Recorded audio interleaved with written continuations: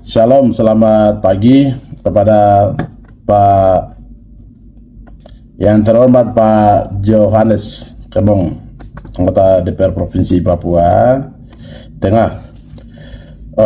Ketika saya lihat video Bapak untuk menyampaikan terkait dengan pemberian rekomendasi MRP terhadap orang asli Papua dan non Papua, saya sampaikan bahwa DPR itu tidak punya kapasitas atau tidak punya kewenangan untuk kontrol MRP. Ya, yang bisa dilakukan, yang fungsi kontrol DPR itu terhadap eksekutif, terhadap pemerintah.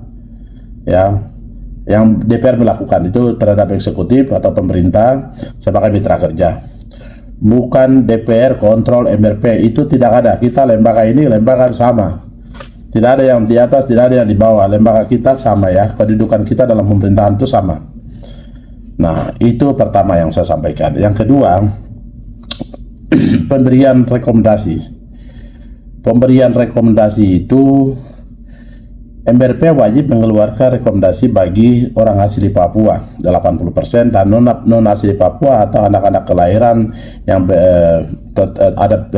tetap di Provinsi Papua 20%, itu MRP juga wajib memberikan rekomendasi. Nah, itu kata undang-undang otonomi khusus. Nah, sehingga kalau Pak DPR bilang MRP itu dikontrol oleh DPR itu tidak benar, itu tidak ada. Di mana pasal apa, ayat mana yang Bapak dipakai untuk kontrol MRP? MRP itu satu lembaga yang dibentuk oleh perwakilan dari lembaga adat, perwakilan dari organisasi perempuan, dan juga perwakilan dari organisasi keagamaan. Sehingga DPR itu tidak punya hak untuk atau kewenangan apapun untuk mengontrol MRP. Itu yang harus dipahami ya.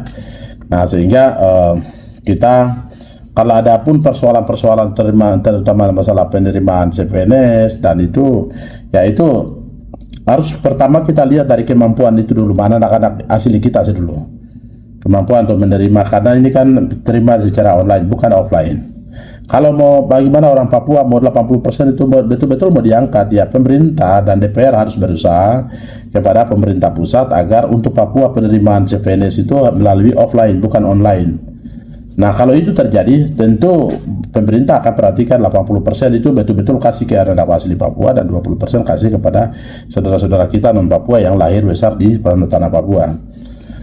Nah, itu yang saya sampaikan. Nah, sehingga jangan kita salah kita berkuar, tapi kita salah ungkapkan sesuatu sebenarnya bukan ada di kepala seharusnya, tapi kita taruh di ekor, itu yang tidak boleh.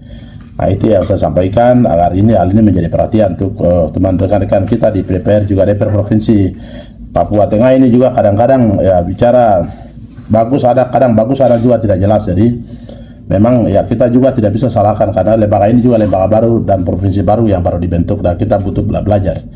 Oleh karena itu mari kita sama-sama lihat kita menyampaikan sesuatu di publik dengan bersesuai dengan aturan dan perundang-undangan yang berlaku. Demikian dan terima kasih, Tuhan memberkati kita semua. Salam.